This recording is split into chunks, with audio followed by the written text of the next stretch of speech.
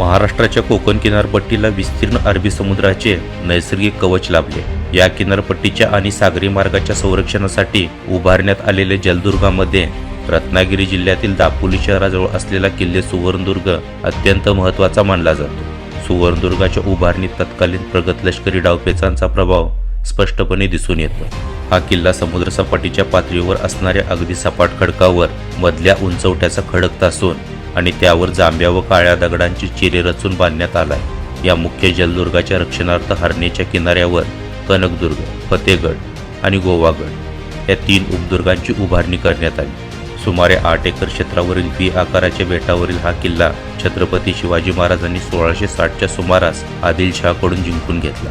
यावेळी किल्ल्याच्या तटबंदीचे केवळ अर्धेच काम झाले होते। महाराजांनी किल्ल्याचे मोक्याचे स्थान ओळखून त्यावर अत्यंत बुलंद अशी नवीन तटबंदी उभारली। मराठ्यांच्या इतिहासात सुवर्णदुर्ग हा सरखेल कान्होजी आंग्रे यांच्या पराक्रमाची पहिली प्रयोगशाळा ठरली। राजाराम महाराजांच्या काळात कान्होजी आंग्रे यांनी सुवर्णदुर्गाच्या किल्लेदाराची फितुरी मोडून काढली। पुढे तो पेशवे व इंग्रजांच्या ताब्यात राहिला।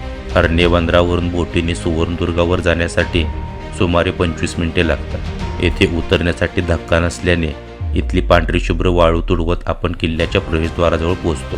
दरवाजाच्या संरक्षणार्थ मुख्य कमानीबाहेर समुद्रात जुनी विखुरलेली तटबंदी आणि एक भग्न दरवाजाचे अवशेष दिसतात। हे बांधकाम मुख्य दरवाजाला थेट तोफेच्या माऱ्यापासून वाचवण्यासाठी परकोट म्हणून बांधले होते। दरवाजासमोर 2 तोफा पाहायला मिळतात। महादरवाजाजवळ जाण्यासाठी दगडी पायऱ्या असून दरवाजाच्या पायरीवर कोरलेले कासवाचे शिल्प नजरेस पडते। तर उजव्या बाजूला मारुतीची मूर्ती कोरलेली असून कमानीवर सुंदर फुले व नक्षीकाम पाहायला मिळते। प्रवेशद्वाराच्या आत दोन्ही बाजूस पहारेकऱ्यांच्या देवड्या दिसतात। याच्या बाजूने तटबंदीवर जाण्यासाठी दगडी पायऱ्या आहेत। दरवाजातून प्रवेश करता समोर एक विहीर पाहायला मिळते।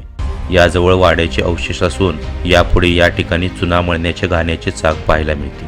किल्ल्यावर धान्य साठवणुकीसाठी आणि दारुगोळा ठेवण्यासाठी अत्यंत मजबूत बांधणीची कोठारे आहे। किल्ल्याच्या तटबंदीत शौचकूपे पाहायला मिळतात। पश्चिमेकडील बाजूला खडकात खोदलेले 3 तलाव असून ते आतून एकमेकाशी जोडलेले। किल्ल्याची तटबंदी अत्यंत भक्कम स्थितीत असून तटावरून संपूर्ण किल्ल्यास फेरी मारता येते। तटाच्या बुरुजामध्ये जंग्या व झरोके पाहायला मिळतात। तटावरून फेरी मारताना दगडी ढोण्या व किल्ल्याच्या पश्चिमेकडील बाजूस तासलेला दगड पाहायला मिळतो। गडावर एकूण 7 विहिरी, एक मोठा हौद व 4 तलाव आहेत।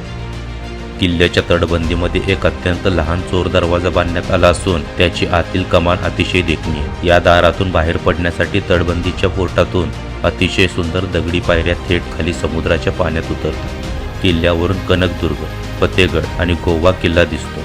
संपूर्ण गड फेरीस 2 तास लागतात।